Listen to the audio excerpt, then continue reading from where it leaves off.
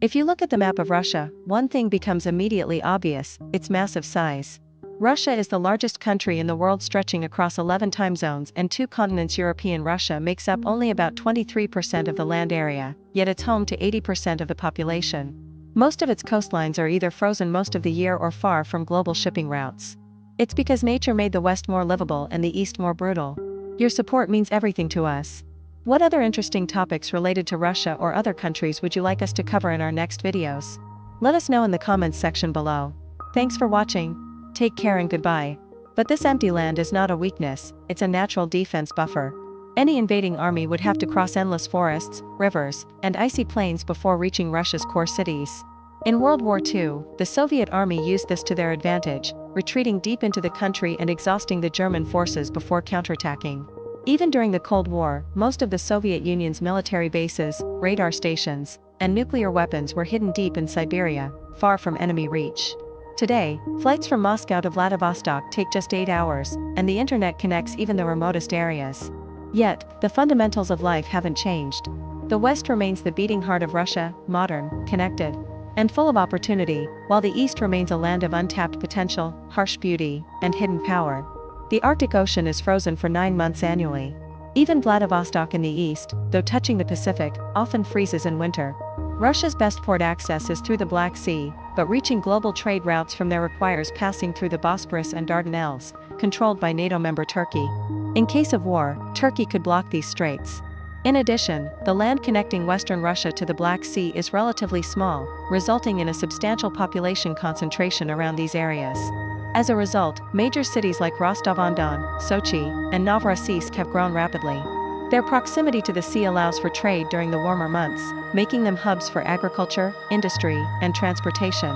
For example, the North Caucasus Mineral Water District in the Krasnodar region provides mineral waters that are renowned throughout Russia. The Kuban steppe in the same region is one of the most fertile areas, producing important crops like wheat and sugar beets. And tourism is thriving around the Black Sea coast. Sochi, famous for hosting the 2014 Winter Olympics, receives numerous visitors each year. These coastal cities also play a strategic role in Russia's naval presence. The Black Sea Fleet of the Russian Navy is stationed in Sevastopol, Crimea, and the city of Sochi hosts Russia's Pacific Fleet. The Navy's strategic importance has further increased after the annexation of Crimea in 2014, enhancing the geopolitical significance of the Black Sea region. Finally, historically, Western Russia has had greater contact with Europe, which further contributed to cultural exchanges and the development of trade networks.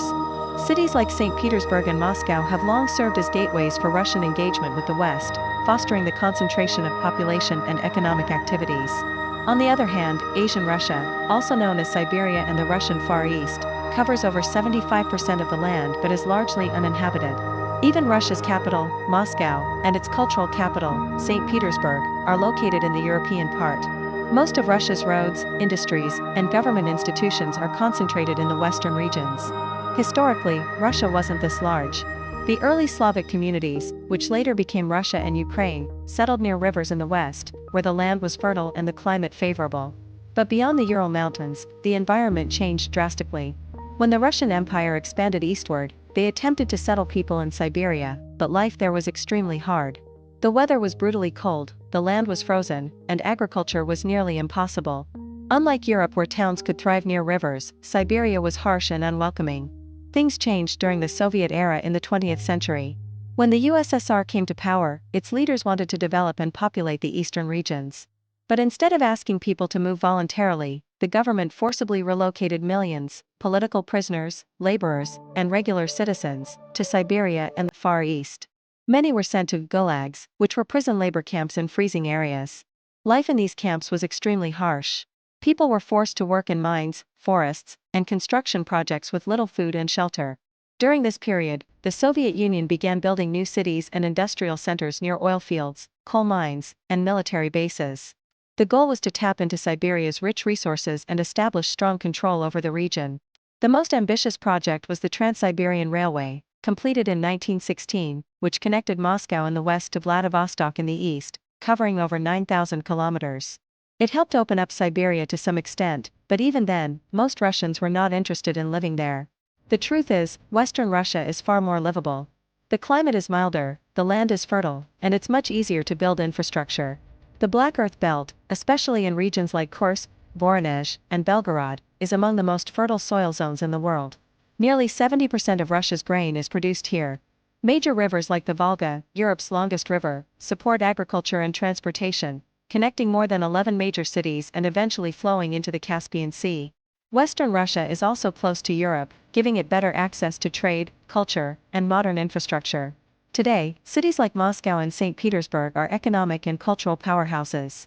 Around 20 million people live in just these two cities. They offer better roads, healthcare, education, jobs, and overall lifestyle.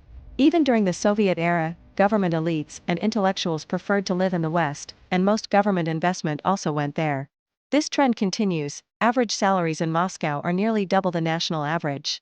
On the other hand, Siberia is still extremely difficult to live in.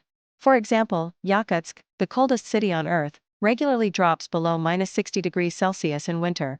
Rivers remain frozen most of the year, summers are short and full of mosquitoes, and cities are few and far between. There's minimal agriculture, limited infrastructure, and very little access to schools, hospitals, or even the internet in some areas. Despite all this, Siberia is incredibly rich in resources.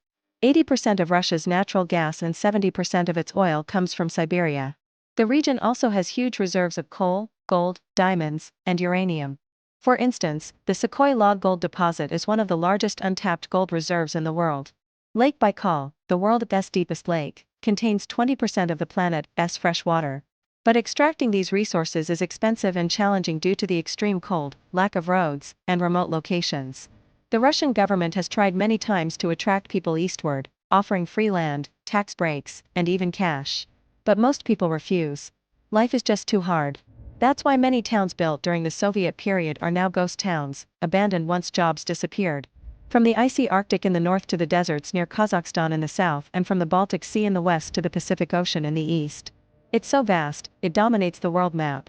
But here's the surprising part: nearly 80% of Russia's population lives on just 20% of its land, while the rest of the country is almost entirely empty. Why is that?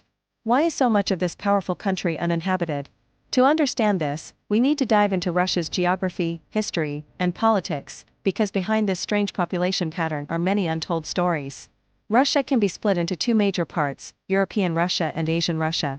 But another crucial reason for the imbalanced population is Russia's limited access to warm water ports. So why do 80% of Russians live on just 20% of the land? If you enjoyed this video, don't forget to hit the like button, share it with your friends, and subscribe for more updates.